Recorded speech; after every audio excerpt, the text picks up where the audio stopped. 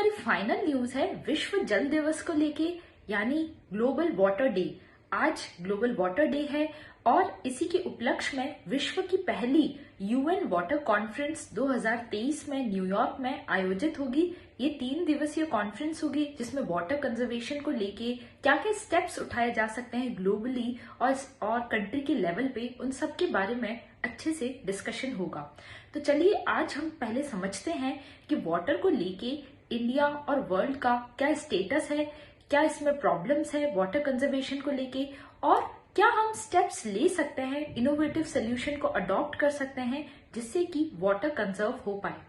तो सबसे पहले हम समझते हैं इंपॉर्टेंट डेटास के बारे में। तो अगर मैं डेटा की बात करूं तो ये जो वाटर है ये सस्टेनेबल डेवलपमेंट गोल 6 में आता है, क्लीन वाटर एंड सैनिटेशन। अब इस प्रकार से आप अगर अपने आंसर्स में जो आपके पास अगर क्वेश्चन आता है वाटर कंजर्वेशन से रिलेटेड, उसके आंसर में अगर आप सस्टेनेबल डेवलपमेंट गोल्स के बारे में मेंशन करते हैं तो आपको डेफिनेटली एक्स्ट्रा मार्क्स मिलेंगे। अब ये आप याद कैसे कर सकते हैं? तो इसके लिए मेरे पास एक ट्रिक है कि जैसे क्लीन वाटर एंड सैनिटेशन, ये वाटर से रिलेटेड है, पानी को हम छानते हैं तो 6 सस्टेनेबल डेवलपमेंट गोल 6 यानी छानना। तो ये इस तरीके से आप याद कर सकते हैं सस्टेनेबल डेवलपमेंट गोल 6। ओके, और डेटा है कि इंडिया की पॉपुलेशन है 16% और उसके पास में अगर हम वाटर की बात करें तो क्लीन वाटर सिर्फ 4% ही है। विश्व का सिर्फ 4% पानी ही भारत के पास में है और पॉपुलेशन है 16%। तो आप देख सकते हैं डिमांड सप्लाई गैप काफी है और इसी रीजन से आज के समय में 25% अर्बन पॉपुलेशन और 50% जो रूरल पॉपुलेशन है उनके पास में अभी भी क्लीन वाटर का एक्सेस नहीं है। और अगर मैं फ्यूचर की बात करूं तो 2030 तक जो डिमांड सप्लाई गैप है वो और बढ़ जाएगा और 40% एक्स्ट्रा वाटर की नीड होगी, जबकि मतलब हम कह सकते हैं एक डेफिसिट क्रिएट हो जाएगा 2030 तक, इस दशक के अंत तक। और मैं बताऊं आपको तो आज की डेट में जो 40 मिलियन लीटर वेस्ट है वो रिवर्स में डायरेक्टली चला जाता है विदाउट ट्रीटमेंट। तो ये भी एक कह सकते हैं इम्पोर्टेंट कह सकते हैं डेटा है जिसको आप मेंशन कर सकते हैं। वेस्ट वाटर ट्रीटमेंट प्लांट को कैसे हम अच्छे से सुचारू रूप से काम करें, उसमें भी इस चीज को मेंशन कर सकते हैं। और हम प्रॉब्लम कहें तो जलवायु और स्वास्थ्य, ये तीनों इंटरलिंक्ड टॉपिक है। तो अगर आपके पास में स्वास्थ्य है, जलवायु से रिलेटेड भी आता है तो उसमें भी आप इसको मेंशन कर सकते हैं। अब आप पूछेंगे कैसे?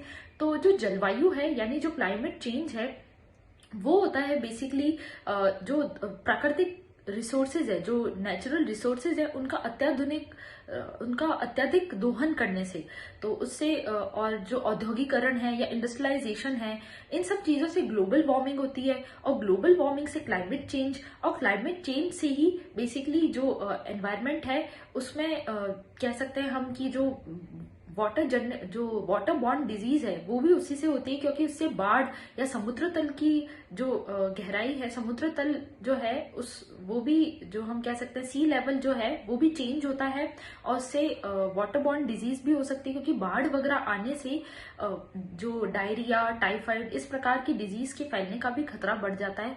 तो ये भी हम कह सकते हैं कि इससे वाटर बॉर्न डिजीज भी हो जाती है। और इंडिया की मैं बात करूं तो 70% जो डिजीज है वो वाटर बॉर्न डिजीज है, जैसे डायरिया, टाइफाइड, हेजा, ये सब पानी की वजह से ही फैलती है, जल जनित बीमारियां हैं। और हम कहें इसमें प्रॉब्लम्स है तो वो है कि वाटर का जो मैनेजमेंट है वो इतना प्रॉपर नहीं है, प्लस जो ग्राउंड वाटर है उसका एक्सेसिव जो है एक्सट्रैक्शन किया जाता है, ये भी एक प्रॉब्लम है। तो इसी वजह से भूजल का स्तर बहुत तेजी से नीचे होता जा रहा है और कुछ जगह तो डार्क जोन में आ गई है, जैसे हरियाणा के कुछ डिस्ट्रिक्ट, राजस्थान के भी काफी सारे डिस्ट्रिक्ट डार्क जोन में आ गए हैं। फिर जो गवर्नमेंट के द्वारा सब्सिडी दी जाती है, स्पेशली जो कृषि से रिलेटेड सब्सिडी है, उसमें भी जो पानी के दोहन को बढ़ाती है, उन सब्सिडी को कम करने की जरूरत है और एक सस्टेनेबल वे अडॉप्ट करने की जरूरत है। अब मैं इसमें सोल्यूशंस की बात करूं कि वाटर कंजर्वेशन के क्या सोल्यूशन हो सकते हैं जिससे कि वाटर पोल्यूशन भी रुके और वाटर को अच्छे से कंजर्व किया जा सके, तो उसमें हम इस चीज को वे फॉरवर्ड में लिख सकते हैं, जैसे कि हम नेचर बेस्ड सोल्यूशन यानी प्रकृति आधारित जो सॉल्यूशंस है, जो समाधान है, उनको अडॉप्ट कर सकते हैं। जैसे कि आज के समय में जो पाइपलाइंस वगैरह है वो सीमेंटेड है, जिसमें वाटर को स्टोर किया जाता है वो भी सीमेंटेड है या फिर ग्रे आधारित इंफ्रास्ट्रक्चर है, उसको चेंज करके फिर से हरित आधारित इंफ्रास्ट्रक्चर अडॉप्ट करने की जरूरत है। ग्रीन इंफ्रास्ट्रक्चर, जैसे कि पहले के समय में जो ट्रेडिशनल कंजर्वेशन था, वाटर कंजर्वेशन, वो किया जाता था। अगर मैं राजस्थान की बात करूँ तो जौहड़ में, और जो फड़ है वो महाराष्ट्र में, इस प्रकार से हिमाचल प्रदेश में भी रहते थे। तो इस प्रकार से अलग अलग स्टेट में अलग अलग ट्रेडिशनल वाटर कंजर्वेशन प्रैक्टिसेस को अपनाया गया था। तो इन्हीं प्रैक्टिसेस को फिर से रिवाइव किया जा सकता है और फिर से इनको अडॉप्ट किया जा सकता है। साथ में जो नागरिक हैं, जो आज के समय में जो सिटीजन हैं, उनको भी प्रोत्साहित किया जा सकता है कि वो वाटर को, जो वाटर पोल्यूशन से रिलेटेड प्रॉब्लम्स है, उसको सॉल्व करने के लिए भी नए और इनोवेटिव मेथड्स को लेके आए। इसके रिलेटेड स्टार्टअप्स भी स्टार्ट हो सकते हैं। फिर अगर मैं इंटरनेशनल लेवल की बात करूं तो इंटरनेशनली भी बहुत सारे ऐसे प्रोग्राम्स हैं जिनको हम इंडिया में अडॉप्ट कर सकते हैं। जैसे कि इजराइल है, वहां 85% वाटर को रिसाइकल किया जाता है और उस वाटर को खेती और अन्य चीजों के लिए यूज किया जाता है। तो ये भी हम एक इनोवेटिव सोल्यूशन को अडॉप्ट कर सकते हैं और इसको आप अपने आंसर में भी लिख सकते हैं, स्पेशली वे फॉरवर्ड में।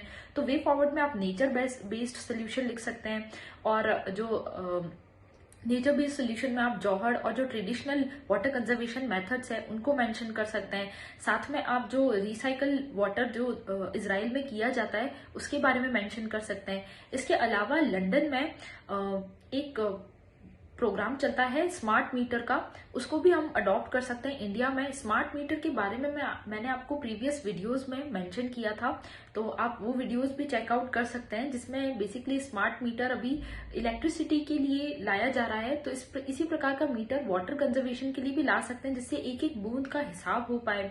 साथ में माइक्रो इरिगेशन टेक्निक को यूज किया जा सकता है, जिससे कि वाटर का जो वेस्टेज है वो मिनिमम हो। और इसमें हम ये कर सकते हैं कि जो वाटर बॉर्न डिजीज है उसको रोकने के लिए जो एक वॉश इनिशिएटिव आया था गवर्नमेंट का, वाटर सैनिटेशन एंड हाइजीन, उसको भी अच्छे से इम्प्लीमेंट किया जा सकता है।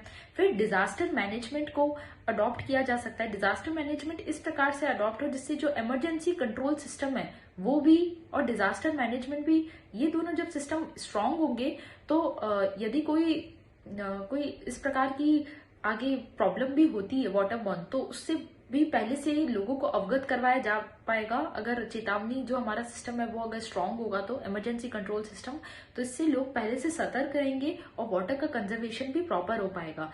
तो इस प्रकार से सारे स्टेक होल्डर्स, जितने भी भागीदार हैं, उनको आपस में लेके, जो उद्योगपति है उनको लेके, कृषकों को लेके और आम नागरिकों के साथ में सहयोग से ही वाटर कंजर्वेशन प्रॉपर हो पाएगा और वाटर बोर्न डिजीज कम हो पाएगी, और जो हमारा जो जल के संरक्षण को लेके जितने भी प्रोग्राम्स है वो सफल हो पाएंगे। तो ये इससे रिलेटेड कुछ बैकग्राउंड इन्फॉर्मेशन भी थी, या आप अपने नोट्स इससे बना सकते हैं और फिर आप एग्जाम में जनरेट करेंगे। अगर एग्जाम में आप इस प्रकार से लिखते हैं तो आपको डेफिनेटली बहुत अच्छे मार्क्स मिलेंगे।